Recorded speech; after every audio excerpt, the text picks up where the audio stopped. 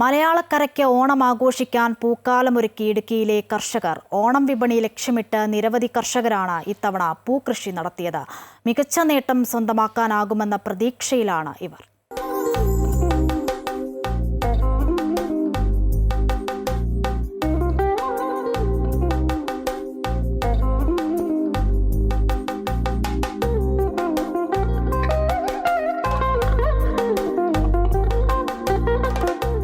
പച്ചക്കറി കൃഷി ചെയ്യുന്ന ഇടുക്കി നെടുങ്കണ്ടം വലിയതോവാള സ്വദേശിയായ മഞ്ജു പരീക്ഷണാടിസ്ഥാനത്തിലാണ് ഇത്തവണ ജമന്തി കൃഷി നടത്തിയത്. ബംഗളൂരുവിൽ നിന്നും വിത്ത് എത്തിച്ച് ഗ്രോ ബാഗുകളിലാക്കി ആകെ 400 ചെടികൾ പരിപാലിച്ചു.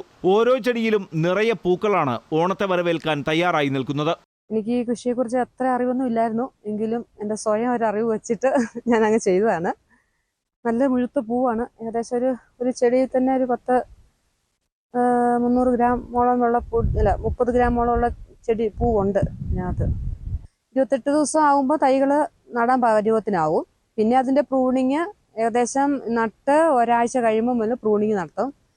അത് മഴയില്ലാത്ത സമയത്ത് നല്ല വെയിലത്ത് ഉച്ച സമയത്ത് വേണം പ്രൂണിങ് നടത്താനായിട്ട്. അപ്പോൾ കുറച്ച് ഭാഗങ്ങൾ എനിക്ക് പ്രൂണിങ് നടത്താനുള്ള ഒരു ടൈം കിട്ടിയില്ല. അത് കഴിഞ്ഞപ്പോൾ മഴയായിപ്പോയി. അതിൻ്റെതായ ഒരു കുറവ് ഈ ഒരു ഭാഗത്ത് കാണാനുണ്ട്. ഇടുക്കിയുടെ വിവിധ മേഖലകളിൽ ഇത്തവണ പൂക്കൃഷി ചെയ്തവരുണ്ട്. ഹൈബ്രിഡ് വിത്ത് എത്തിച്ചാണ് മിക്ക കർഷകരും കൃഷി ഇറക്കിയിരിക്കുന്നത്. താരതമ്യേന വലിപ്പം കൂടിയ പൂക്കളായതിനാൽ ആവശ്യക്കാർക്കും ഏറെ പ്രിയങ്കരമാണ് ഇടുക്കിയുടെ മലമടക്കുകളിൽ വിരിയുന്ന ജമന്തി പൂക്കൾ. കഴിഞ്ഞ ജൂലൈയിലാണ് മഞ്ജു കൃഷി ഇറക്കിയത്.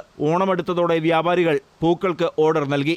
നേരിട്ടെത്തി പൂ ശേഖരിക്കുന്നവരുമുണ്ട്. വരും വർഷങ്ങളിൽ ഇടുക്കിയിൽ കൂടുതൽ മേഖലയിൽ പൂക്കൃഷി വ്യാപിക്കുമെന്ന് ഉറപ്പാണ്. അമൃത ന്യൂസ്, ഇടുക്കി.